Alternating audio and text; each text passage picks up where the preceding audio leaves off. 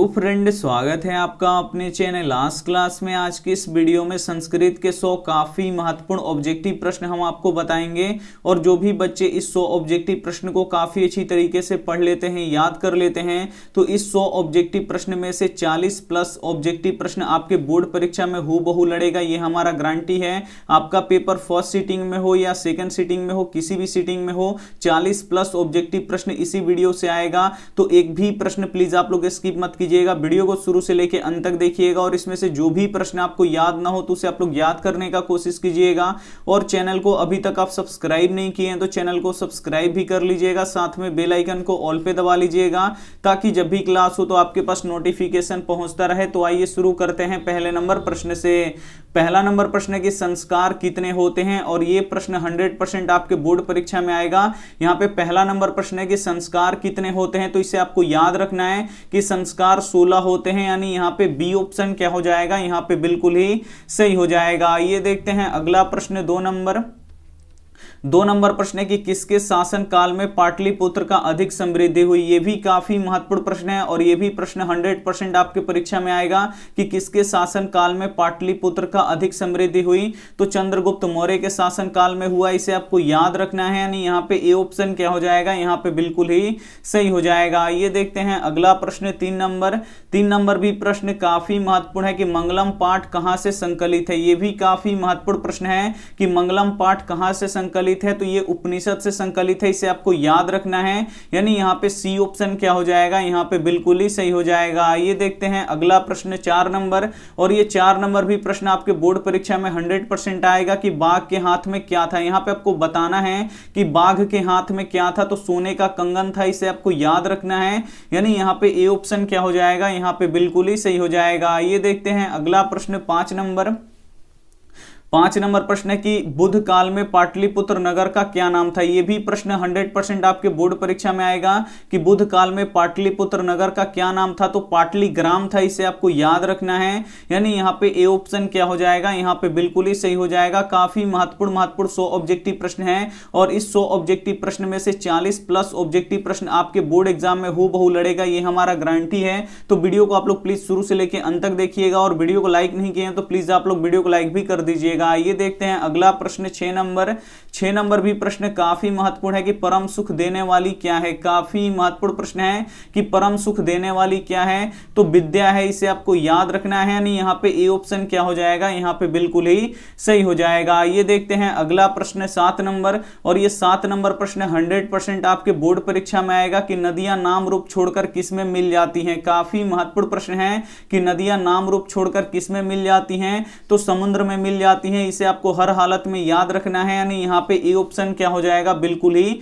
सही हो जाएगा। ये देखते हैं अगला प्रश्न, 8 नंबर प्रश्न भी काफी महत्वपूर्ण है कि पटना में बहुत बार कौन आए। काफी महत्वपूर्ण प्रश्न है 8 नंबर कि पटना में बहुत बार कौन आए, तो भगवान बुद्ध आए, इसे आपको याद रखना है। यानी यहाँ पे डी ऑप्शन क्या हो जाएगा, यहाँ पे बिल्कुल ही सही हो जाएगा। ये देखते हैं अगला प्रश्न, 9 नंबर भी प्रश्न आपके बोर्ड परीक्षा में 100% आएगा कि महान से भी महान कौन है। काफी महत्वपूर्ण प्रश्न है कि महान से भी महान कौन है, तो महान से भी महान आत्मा है, इसे आपको याद रखना है। यानी यहाँ पे ए ऑप्शन क्या हो जाएगा, यहाँ पे बिल्कुल ही सही हो जाएगा। ये देखते हैं अगला प्रश्न यहाँ पे 10 नंबर, और ये 10 नंबर प्रश्न आपके बोर्ड परीक्षा में 100% आएगा कि सरस्वती का कुलगृह कौन सा नगर है। काफी महत्वपूर्ण प्रश्न है 10 नंबर कि सरस्वती का कुलगृह कौन सा नगर है, तो ये पाटलिपुत्र है, जिसका नया नाम क्या है, अब पटना है। यानी यहाँ पे सी ऑप्शन क्या हो जाएगा, यहाँ पे बिल्कुल ही सही हो जाएगा। एक प्रश्न ये भी पूछता है कि पाटलिपुत्र का नया नाम क्या है, तो पटना है, इसे आपको अलग से याद रखना है। ये भी प्रश्न काफी महत्वपूर्ण है। आइए देखते हैं अगला प्रश्न, 11 नंबर,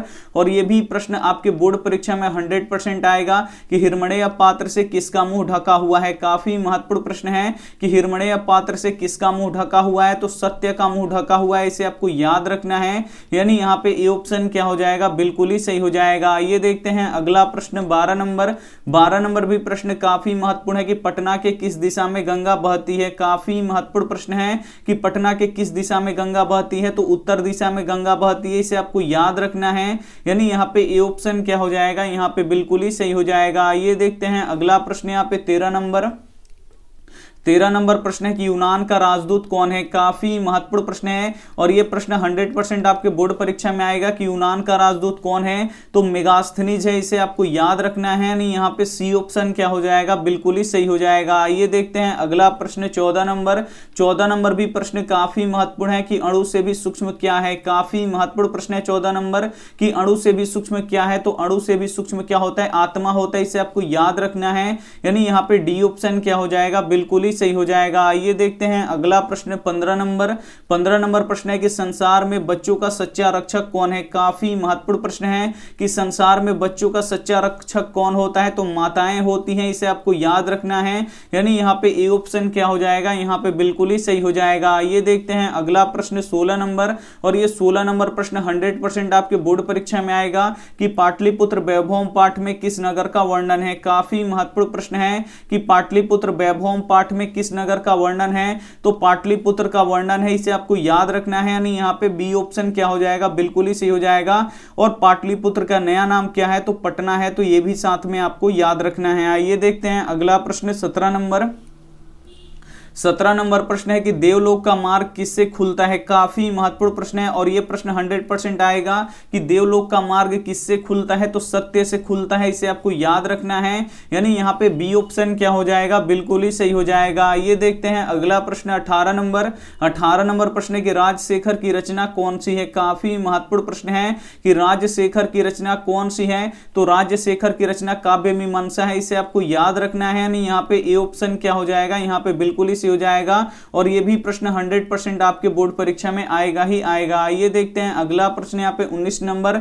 19 नंबर भी प्रश्न काफी महत्वपूर्ण है और यह भी प्रश्न आपके बोर्ड परीक्षा में 100% आएगा कि वेद कितने प्रकार के होते हैं, तो वेद 4 प्रकार के होते हैं, इसे आपको याद रखना है। यानी यहाँ पे बी ऑप्शन क्या हो जाएगा, यहाँ पे बिल्कुल ही सही हो जाएगा। एक प्रश्न और पूछता है कि सबसे पुराना वेद कौन सा है, तो ऋग्वेद है, तो इसे भी आपको साथ में याद रखना है। आइए देखते हैं अगला प्रश्न यहाँ पे 20 नंबर और 20 नंबर प्रश्न 101% प्रश्न, या जो ये 20 नंबर प्रश्न है ये 101% आपके बोर्ड परीक्षा में पूछा जाएगा। ये 101% आप समझ सकते हैं कितना महत्वपूर्ण प्रश्न है ये कि कैमोदी महोत्सव किस ऋतु में मनाया जाता है, काफी महत्वपूर्ण प्रश्न है कि कैमोदी महोत्सव किस ऋतु में मनाया जाता है, तो शरद ऋतु में मनाया जाता है, इसे आपको याद रखना है। यानी यहाँ पे डी ऑप्शन क्या हो जाएगा, बिल्कुल ही सही हो जाएगा। और किसके शासन काल में यह मनाया जाता था, तो गुप्त काल में मनाया जाता था, इसे आपको याद रखना है। और कहां मनाया जाता था, तो पाटलिपुत्र में मनाया जाता था, तो ये तीनों आपको याद रखना है, तीनों ही काफी महत्वपूर्ण है जो हम आपको बताए हैं। आइए देखते हैं अगला प्रश्न 21 नंबर।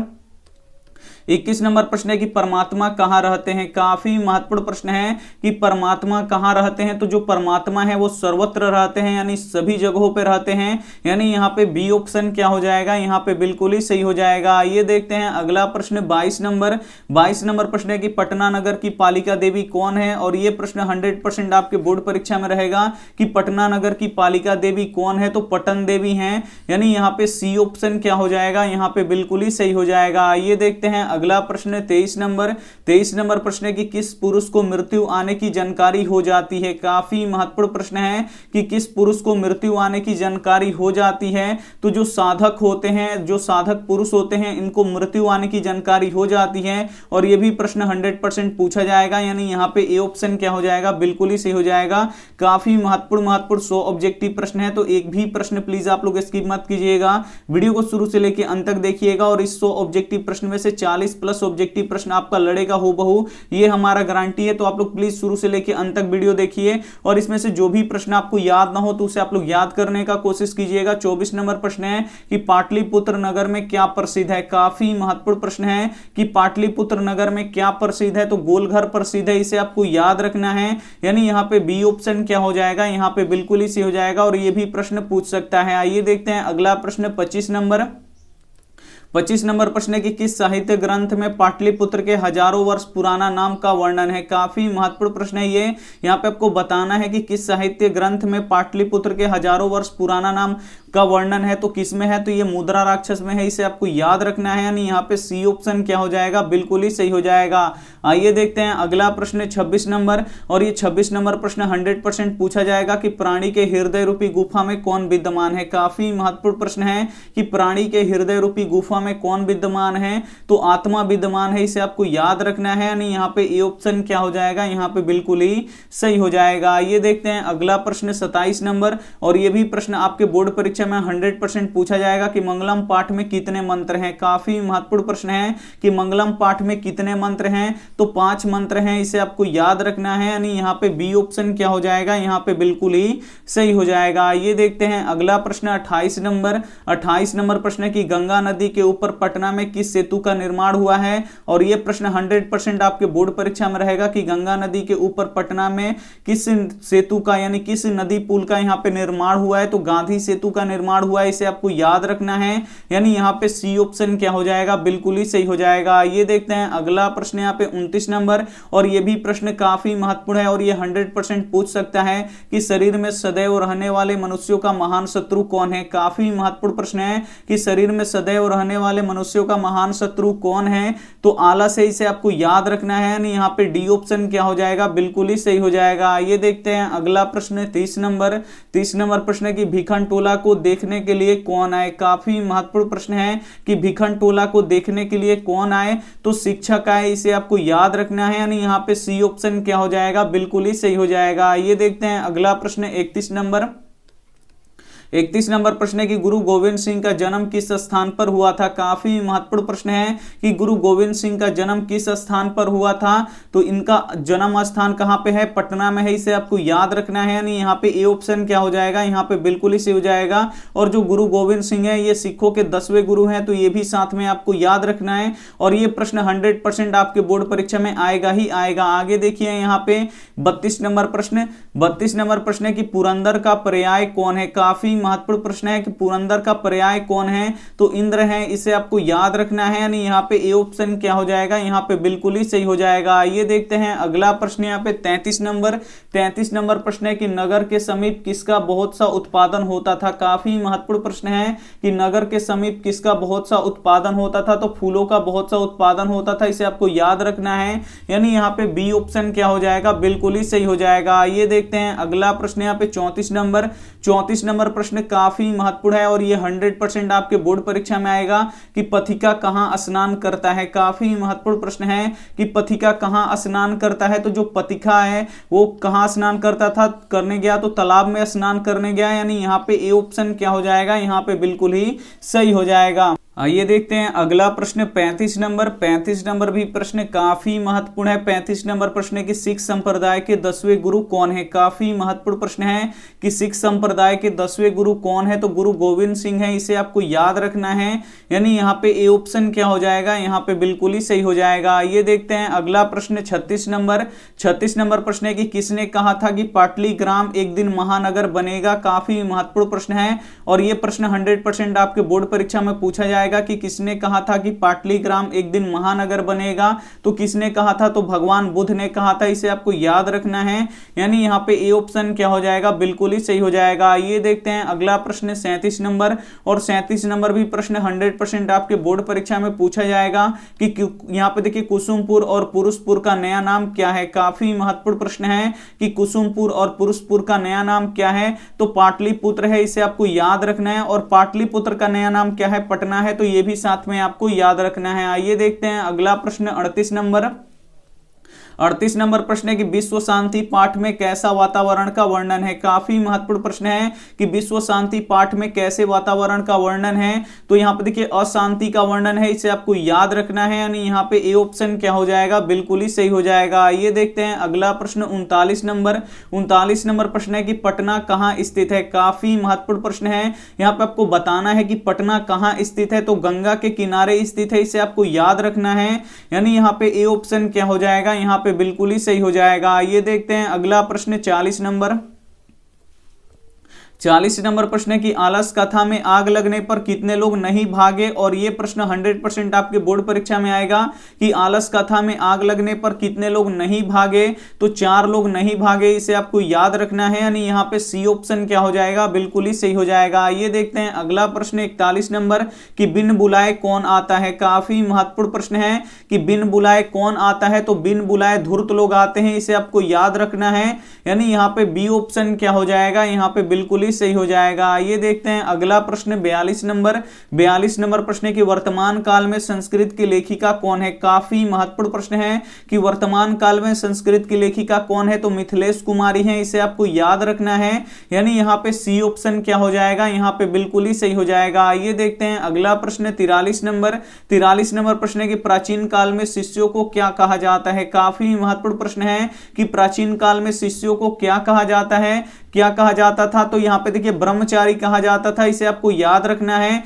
यानी यहाँ पे बी ऑप्शन क्या हो जाएगा, बिल्कुल ही सही हो जाएगा, और ये भी प्रश्न आपके बोर्ड परीक्षा में 100% पूछा जाएगा। ये देखते हैं अगला प्रश्न यहाँ पे 44 नंबर प्रश्न है कि शिक्षक कैसा था। काफी महत्वपूर्ण प्रश्न है, और ये भी प्रश्न 100% आपसे पूछा जाएगा कि शिक्षक कैसा था, तो नवीन दृष्टि संपन्न था, इसे आपको याद रखना है, यानी यहाँ पे सी ऑप्शन क्या हो जाएगा, बिल्कुल ही सही हो जाएगा। ये देखते हैं अगला प्रश्न 45 नंबर प्रश्न है कि ब्राह्मण के भेष में कर्ण के पास कौन जाता है। काफी महत्वपूर्ण प्रश्न है कि ब्राह्मण के भेष में कर्ण के पास कौन जाते हैं, तो इंद्र जाते हैं, इसे आपको याद रखना है, यानी यहाँ पे सी ऑप्शन क्या हो जाएगा, यहाँ पे बिल्कुल ही सही हो जाएगा, और ये भी प्रश्न 100% आपसे पूछा जाएगा। आइए देखते हैं अगला प्रश्न 46 नंबर प्रश्न है कि शत्रु राज्य क्या बढ़ा रहे हैं। काफी महत्वपूर्ण प्रश्न है कि शत्रु राज्य क्या बढ़ा रहे हैं, तो अशांति और कलह बढ़ा रहे हैं, इसे आपको याद रखना है, यानी यहाँ पे सी ऑप्शन क्या हो जाएगा, यहाँ पे बिल्कुल ही सही हो जाएगा। ये देखते हैं अगला प्रश्न 47 नंबर प्रश्न है कि रघुवंशम किनकी कृति है। काफी महत्वपूर्ण प्रश्न है कि रघुवंशम किनकी कृति है, तो ये कालिदास की कृति है, इसे आपको याद रखना है, यानी यहाँ पे सी ऑप्शन क्या हो जाएगा, यहाँ पे बिल्कुल ही सही हो जाएगा। ये देखते हैं अगला प्रश्न 48 नंबर, और यह 48 नंबर प्रश्न 100% आपके बोर्ड परीक्षा में रहेगा कि गांधी सेतु पुल कहां स्थित है। काफी महत्वपूर्ण प्रश्न है कि गांधी सेतु पुल कहां स्थित है, तो पाटलिपुत्र में स्थित है, यानी यहां पे डी ऑप्शन क्या हो जाएगा, बिल्कुल ही सही हो जाएगा, और पाटलिपुत्र के जगह पे पटना भी दे सकता है, तो पाटलिपुत्र का नया नाम क्या है, पटना है, तो इसे आपको साथ में याद रखना है। काफी महत्वपूर्ण प्रश्न है, तो एक भी प्रश्न प्लीज आप लोग स्किप मत कीजिएगा, वीडियो को शुरू से लेकर अंत तक जरूर देखिएगा। और ये 49 नंबर प्रश्न ये भी 100% आपके बोर्ड परीक्षा में रहेगा कि मंत्री वीरेश्वर का स्वभाव कैसा था। काफी महत्वपूर्ण प्रश्न है कि मंत्री वीरेश्वर का स्वभाव कैसा था, तो दानी था, इसे आपको याद रखना है, यानी यहाँ पे बी ऑप्शन क्या हो जाएगा, यहाँ पे बिल्कुल ही सही हो जाएगा। ये देखते हैं अगला प्रश्न 50 नंबर प्रश्न है कि यज्ञवल्क्य की पत्नी का नाम क्या था, और यह भी प्रश्न 100% आपसे पूछा जाएगा कि यज्ञवल्क्य की पत्नी का नाम क्या था, तो मैत्रेयी था, इसे आपको याद रखना है। काफी महत्वपूर्ण प्रश्न है, यानी यहाँ पे ए ऑप्शन क्या हो जाएगा, बिल्कुल ही सही हो जाएगा। ये देखते हैं अगला प्रश्न यहाँ पे 51 नंबर प्रश्न है कि भीखनटोला गांव के लोग कैसे थे। काफी महत्वपूर्ण प्रश्न है कि भीखनटोला गांव के लोग कैसे थे, तो धन विहीन थे, शिक्षा विहीन थे, कठिनाई से जीवन व्यतीत करने वाले थे, यानी ये सभी थे, यानी यहाँ पे डी ऑप्शन क्या हो जाएगा, यहाँ पे बिल्कुल ही सही हो जाएगा। ये देखते हैं अगला प्रश्न 52 नंबर प्रश्न काफी महत्वपूर्ण है कि विजय किससे प्राप्ति होती है। काफी महत्वपूर्ण प्रश्न है कि विजय किससे प्राप्ति होती है, तो जो विजय प्राप्त होता है वो किससे होता है, तो हमेशा सत्य से होता है, इसे आपको याद रखना है। काफी महत्वपूर्ण प्रश्न है, यानी यहाँ पे डी ऑप्शन क्या हो जाएगा, बिल्कुल ही सही हो जाएगा। ये देखते हैं अगला प्रश्न 53 नंबर कि भारत की शोभा देखकर कौन प्रसन्न होता है। काफी महत्वपूर्ण प्रश्न है कि भारत की शोभा को देखकर कौन प्रसन्न होता है, और ये प्रश्न 100% पूछा जाएगा आपसे, तो ईश्वर प्रसन्न होते हैं, इसे आपको याद रखना है, यानी यहाँ पे सी ऑप्शन क्या हो जाएगा, बिल्कुल ही सही हो जाएगा। ये देखते हैं अगला प्रश्न 54 नंबर कि राम प्रवेश के गांव का नाम क्या था। काफी महत्वपूर्ण प्रश्न है, और ये 100% पूछा जाएगा कि राम प्रवेश के गांव का नाम क्या था, तो भीखनटोला था, इसे आपको याद रखना है, यानी यहाँ पे ए ऑप्शन क्या हो जाएगा, यहाँ पे बिल्कुल ही सही हो जाएगा। ये देखते हैं अगला प्रश्न यहाँ पे 55 नंबर 55 नंबर प्रश्न है कि स्वामी दयानंद का जन्म कहाँ हुआ था। काफी महत्वपूर्ण प्रश्न है कि स्वामी दयानंद का जन्म कहाँ पे हुआ था। तो जो स्वामी दयानंद थे इनका जन्म गुजरात में हुआ था, और गुजरात के किस गांव में हुआ था, तो टंकारा नामक ग्राम में हुआ था। इसे आपको याद रखना है, काफी महत्वपूर्ण प्रश्न है और यह प्रश्न बोर्ड परीक्षा में पूछ सकता है। आइए देखते हैं अगला प्रश्न 56 नंबर, और 56 नंबर प्रश्न भी 100% आपके बोर्ड परीक्षा में रहेगा ही रहेगा कि दानवीर कौन था। तो दानवीर कौन थे, कर्ण थे। जो कर्ण थे वो विश्व के सबसे बड़े दानशील आदमी थे, यानी यहाँ पे डी ऑप्शन क्या हो जाएगा, बिल्कुल ही सही हो जाएगा। ये देखते हैं अगला प्रश्न यहाँ पे 57 नंबर प्रश्न है कि भारतीय संस्कृति का परिचय किससे होता है। काफी महत्वपूर्ण प्रश्न है कि भारतीय संस्कृति का परिचय किससे होता है, तो संस्कारों से होता है। इसे आपको याद रखिएगा, काफी महत्वपूर्ण प्रश्न है ये भी, यानी यहाँ पे बी ऑप्शन क्या हो जाएगा, बिल्कुल ही सही हो जाएगा। ये देखते हैं अगला प्रश्न 58 नंबर कि विवाह एक संस्कार होता है। काफी महत्वपूर्ण प्रश्न है, यहाँ पे आपको बताना है कि विवाह एक संस्कार होता है। तो कैसा संस्कार होता है, तो ये एक पवित्र संस्कार होता है, इसे आपको याद रखना है, यानी यहाँ पे ए ऑप्शन क्या हो जाएगा, बिल्कुल ही सही हो जाएगा।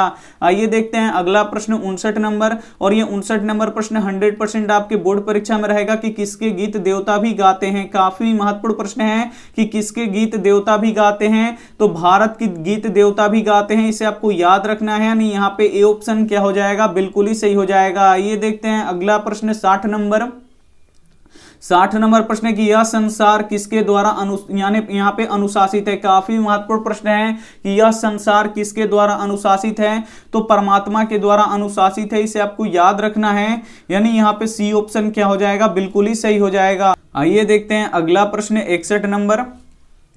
61 नंबर भी प्रश्न काफी महत्वपूर्ण है कि मनुष्यों को कर्तव्य और अकर्तव्य का बोध कौन कराता है। काफी महत्वपूर्ण प्रश्न है कि मनुष्यों का कर्तव्य और अकर्तव्य का बोध कौन कराता है, तो शास्त्र कराता है, इसे आपको याद रखना है, यानी यहाँ पे ए ऑप्शन क्या हो जाएगा, बिल्कुल ही सही हो जाएगा। ये देखते हैं अगला प्रश्न 62 नंबर प्रश्न है कि दुख का विषय क्या है। काफी महत्वपूर्ण प्रश्न है कि दुख का विषय क्या है, तो दुख का विषय सार्वभौमिक अशांति है, इसे आपको याद रखना है, यानी यहाँ पे सी ऑप्शन क्या हो जाएगा, बिल्कुल ही सही हो जाएगा। ये देखते हैं अगला प्रश्न 63 नंबर प्रश्न है कि मानवता के विनाश का भय किससे है। काफी महत्वपूर्ण प्रश्न है कि मानवता का विनाश का भय किससे है, तो किससे है, यानी यहाँ पे देखिए अस्त्र से है, इसे आपको याद रखना है। अस्त्र का मतलब होता है हथियार, यानी यहाँ पे बी ऑप्शन क्या हो जाएगा, यहाँ पे बिल्कुल ही सही हो जाएगा। ये देखते हैं अगला प्रश्न 64 नंबर, और ये प्रश्न 100% आपके बोर्ड परीक्षा में आएगा कि सूर्यपुत्र कौन था।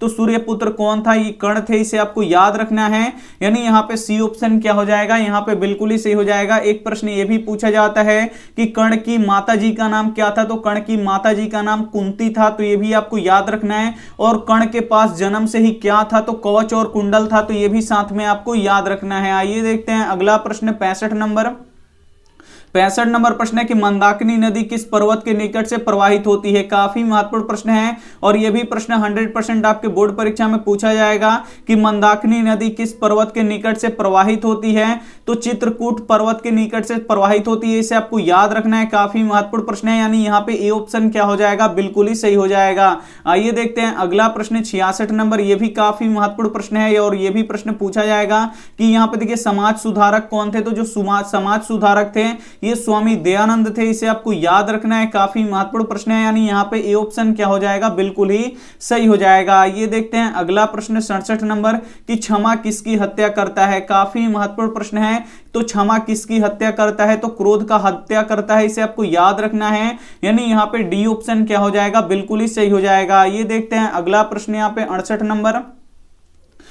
नंबर प्रश्न है कि कौन ऐसा धन है जिससे संतुष्टि मिलता है। काफी महत्वपूर्ण प्रश्न है कि कौन ऐसा धर्म है जिससे संतुष्टि मिलता है, धन है जिससे संतुष्टि मिलता है, तो विद्या ऐसा धन है जिससे हम लोग को संतुष्टि मिलता है, यानी यहाँ पे सी ऑप्शन क्या हो जाएगा, बिल्कुल ही सही हो जाएगा। ये देखते हैं अगला प्रश्न 69 नंबर प्रश्न है कि अक्षर आरंभ करना किस संस्कार के अंतर्गत आता है। ये भी काफी महत्वपूर्ण प्रश्न है कि अक्षर आरंभ करना किस संस्कार के अंतर्गत आता है, तो शिक्षा संस्कार के अंतर्गत आता है, यानी यहाँ पे डी ऑप्शन क्या हो जाएगा, बिल्कुल ही सही हो जाएगा। ये देखते हैं अगला प्रश्न 70 नंबर प्रश्न है कि कर्ण किसके पक्ष से युद्ध लड़ रहा था। ये भी काफी महत्वपूर्ण प्रश्न है कि कर्ण किसके पक्ष से युद्ध लड़ रहा था, तो कौरव के तरफ से युद्ध लड़ रहा था, यानी यहाँ पे ए ऑप्शन क्या हो जाएगा, यहाँ पे बिल्कुल ही सही हो जाएगा। ये देखते हैं अगला प्रश्न 71 71 नंबर प्रश्न है कि आलस कथा पाठ कहां से संकलित किया गया है। काफी महत्वपूर्ण प्रश्न है कि आलस कथा पाठ कहां से संकलित किया गया है, तो पुरुष परीक्षा से संकलित किया गया है, इसे आपको याद रखना है।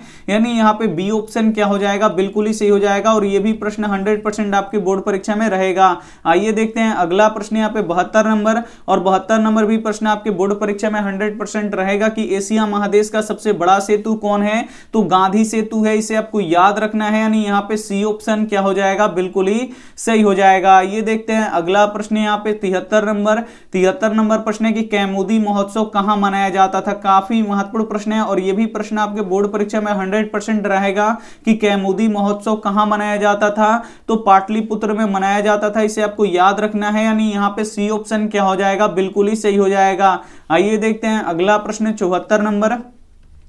74 नंबर प्रश्न है कि मृत्यु को वश में कौन कर लेते हैं। काफी महत्वपूर्ण प्रश्न है, यहाँ पे आपको बताना है कि मृत्यु को वश में कौन कर लेता है, तो साधक मनुष्य कर लेता है, इसे आपको याद रखना है। यानी यहाँ पे डी ऑप्शन क्या हो जाएगा, यहाँ पे बिल्कुल ही सही हो जाएगा। ये देखते हैं अगला प्रश्न 75 नंबर। 75 नंबर प्रश्न है कि भीखन टोला क्या है। काफी महत्वपूर्ण प्रश्न है कि भीखन टोला क्या है, तो भीखन टोला एक गांव है, इसे आपको याद रखना है। यानी यहाँ पे डी ऑप्शन क्या हो जाएगा, यहाँ पे बिल्कुल ही सही हो जाएगा। ये देखते हैं अगला प्रश्न यहाँ पे 76 नंबर। 76 नंबर प्रश्न है कि गृहस्थ जीवन किस संस्कार के अंतर्गत आता है। काफी महत्वपूर्ण प्रश्न है कि गृहस्थ जीवन किस संस्कार के अंतर्गत आता है, तो विवाह संस्कार के अंतर्गत आता है, इसे आपको याद रखना है। यानी यहाँ पे सी ऑप्शन क्या हो जाएगा, बिल्कुल ही सही हो जाएगा और ये प्रश्न आपके बोर्ड परीक्षा में 100% आएंगे। इस वीडियो में हम आपको 100 ऑब्जेक्टिव प्रश्न करवा रहे हैं, जिसमें से 40+ ऑब्जेक्टिव प्रश्न आपके बोर्ड परीक्षा में आएगा। आपका पेपर फर्स्ट सीटिंग में हो या सेकंड सीटिंग में हो, किसी भी सीटिंग में हो, तो इसे आप लोग देख लीजिएगा, तो 40+ प्रश्न आपका क्लियर हो जाएगा। यहां पे देखिए 77 नंबर प्रश्न।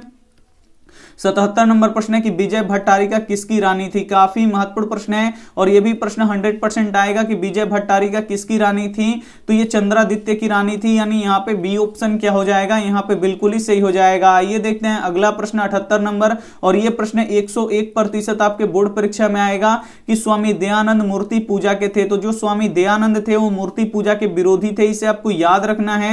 यानी यहाँ पे बी ऑप्शन क्या हो जाएगा, यहाँ पे बिल्कुल ही सही हो जाएगा। ये देखते हैं अगला प्रश्न 79 नंबर। 79 नंबर प्रश्न है कि आलसशाला में आग क्यों लगाई गई। काफी महत्वपूर्ण प्रश्न है और यह प्रश्न आपके बोर्ड परीक्षा में पूछ सकता है। तो आलसशाला में आग क्यों लगाई गई, तो आलसियों की परीक्षा लेने के लिए, यानी कौन असली आलसी है उसको पहचानने के लिए। यानी यहाँ पे बी ऑप्शन क्या हो जाएगा, यहाँ पे बिल्कुल ही सही हो जाएगा। ये देखते हैं अगला प्रश्न 80 नंबर। 80 नंबर भी प्रश्न काफी महत्वपूर्ण है कि मनुष्य का गुण दोष किससे निर्धारित होता है। काफी महत्वपूर्ण प्रश्न है कि मनुष्यों का गुण दोष किससे निर्धारित होता है, तो संस्कारों से होता है, इसे आपको याद रखना है। यानी यहाँ पे ए ऑप्शन क्या हो जाएगा, बिल्कुल ही सही हो जाएगा। आइए देखते हैं अगला प्रश्न 81 नंबर कि राम प्रवेश ने स्नातक परीक्षा में कौन सा स्थान प्राप्त किया, और यह प्रश्न 100% आपके बोर्ड परीक्षा में पूछा जाएगा कि राम प्रवेश ने स्नातक परीक्षा में कौन सा स्थान प्राप्त किया, तो प्रथम स्थान प्राप्त किया, इसे आपको याद रखना है। यानी यहाँ पे सी ऑप्शन क्या हो जाएगा, बिल्कुल ही सही हो जाएगा। ये देखते हैं अगला प्रश्न 82 नंबर। 82 नंबर प्रश्न है कि मंदाकिनी वर्णम पाठ किस ग्रंथ से संकलित है। काफी महत्वपूर्ण प्रश्न है कि मंदाकिनी वर्णम पाठ किस ग्रंथ से संकलित है, तो यह रामायण से संकलित है, इसे आपको याद रखना है। यानी यहाँ पे ए ऑप्शन क्या हो जाएगा, बिल्कुल ही सही हो जाएगा। ये देखते हैं अगला प्रश्न 83 नंबर। 83 नंबर प्रश्न है कि पृथ्वी को दान देने के लिए कौन चाहता है। काफी महत्वपूर्ण प्रश्न है और यह प्रश्न 100% आपके बोर्ड परीक्षा में आएगा कि पृथ्वी को दान देने के लिए कौन चाहता है, तो कर्ण चाहते हैं, इसे आपको याद रखना है। यहाँ पे डी ऑप्शन क्या हो जाएगा, बिल्कुल ही सही हो जाएगा। ये देखते हैं अगला प्रश्न 84 नंबर। 84 नंबर प्रश्न है कि निरुक्त का क्या कार्य है। काफी महत्वपूर्ण प्रश्न है कि निरुक्त का क्या कार्य है, तो वेदार्थ बोध है, इसे आपको याद रखना है। यानी यहाँ पे बी ऑप्शन क्या हो जाएगा, बिल्कुल ही सही हो जाएगा। ये देखते हैं अगला प्रश्न 85 नंबर।